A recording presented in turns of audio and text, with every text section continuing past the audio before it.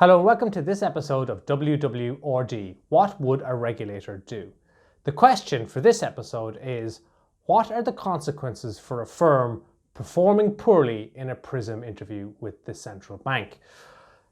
The context for this, I guess, is the fact that we're seeing quite a number of firms have their PRISM rating reviewed, and obviously mostly they're getting moved upwards so that they go into a higher PRISM category, meaning they're going to see more engagement from the regulator.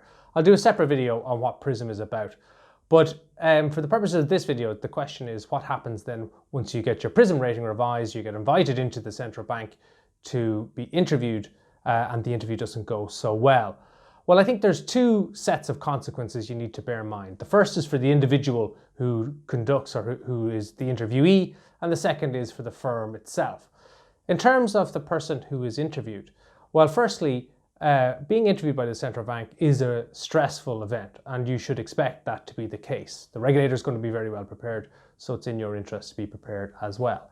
If you are not, you will find the interview to be extremely stressful. You will find that the regulator will probe you and expect that you know a lot of detail on areas getting into fairly granular levels. So they will have very high expectations of the people that interview. If you're not able for it because you haven't prepared, you will find it quite stressful.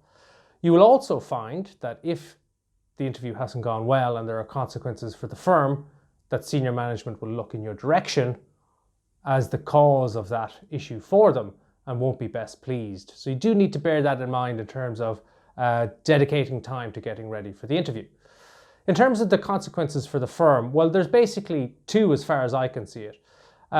You've got to remember that what the regulator wants to get from the interview and what you want to portray to the regulator is that the firm is very well run in terms of its governance structure, its operations, and its approach to risk particularly. And if the firm can convey that sense and the regulator picks it up, then you end up in a relationship where the regulator trusts that you know what you're doing.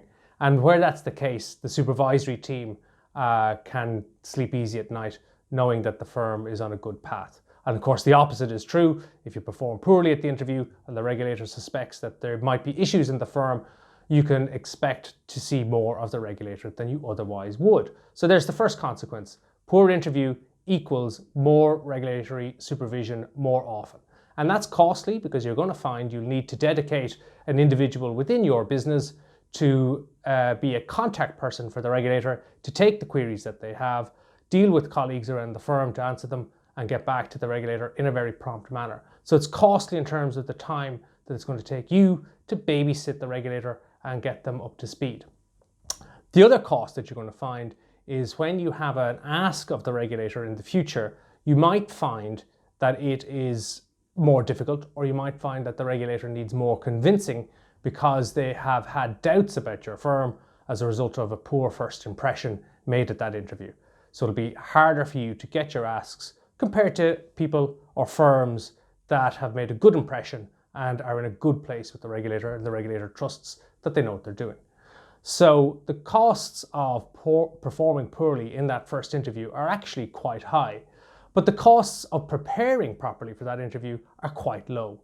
3 hours spent with a dedicated team to prepare you for that interview, who are going to ask you and probe you and put you under stress and identify your areas of weakness, both in terms of the firm and questions might be raised, and also in terms of your own personal performance, is very, very valuable to you going into that interview and very valuable to your firm to ensure that you get the best possible outcome for both yourself and for your firm. So with that in mind, happy Christmas, and we catch you in the new year on the next episode of WWRD. Anything from you, Bob? Yeah, sorry, and happy new year too. Thanks very much.